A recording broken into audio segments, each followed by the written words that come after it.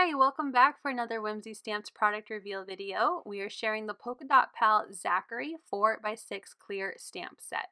Here is the stamp set. We have our inquisitive sentiment, a couple of squirrels, two different leaves, an acorn. We have a little child sitting and thinking, as well as a tree with grass by the roots.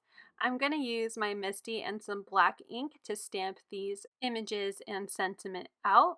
I think this Zachary set is a great addition to the Polka Dot Pal family of stamps, and I especially love these cute little squirrels. I think you can easily turn this stamp into a fall theme card or summer.